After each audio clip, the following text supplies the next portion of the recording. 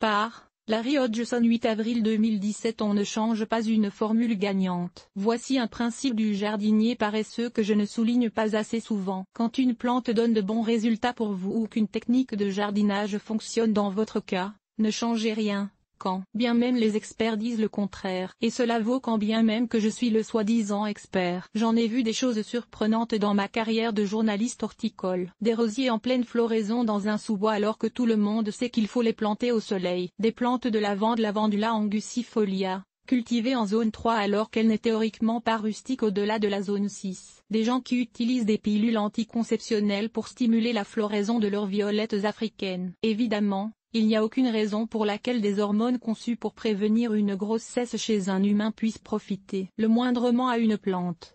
Mais si cela fonctionne pour eux, et qu'ils ont un médecin compatissant prêt à signer une prescription pour une plante, pourquoi pas? Le monde du jardinage est rempli de ce genre d'exceptions. Je vous suggère d'en profiter s'ils sont à votre avantage, tout simplement. Les infractions mineures évidemment. Souvent les techniques que les autorités déconseillent habituellement sont quand même valables à un certain degré. Faire des boutures dans l'eau n'est pas la méthode la plus recommandable, mais si vous avez du succès, continuez. Photo, Biush, Wikimedia Commons par exemple, il est facile de prouver que le taux de succès avec les boutures est nettement supérieur quand on les fait enraciner à l'étouffer dans du terreau que lorsqu'on les fait dans un verre d'eau. Faites l'expérience chez vous avec des boutures identiques et vous verrez. Les boutures placées dans du terreau et recouvertes d'une mini-serre poussent plus rapidement et plus vigoureusement que les boutures faites dans l'eau et l'on en perd moins à la pourriture. Cela dit, quelqu'un qui a de l'expérience avec les boutures faites dans l'eau aura quand même un bon succès avec cette méthode, notamment dans le cas des plantes faciles à bouturer,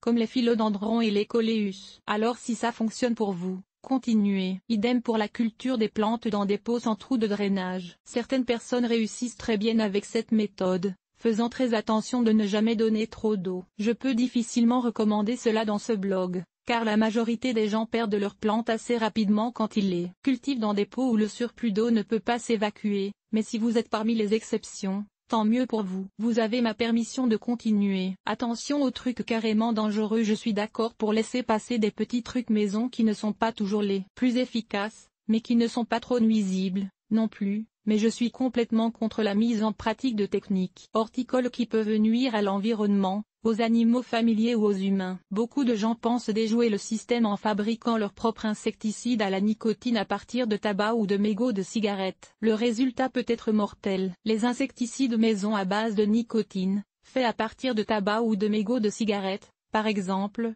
sont trop toxiques pour être traités à la légère. Imaginez.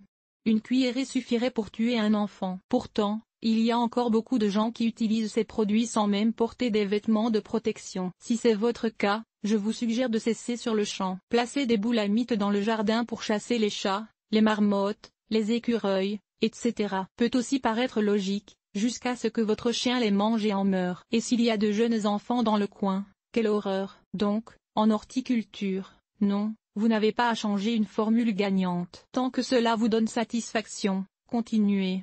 Mais assurez-vous qu'elle n'aurait de tristes conséquences.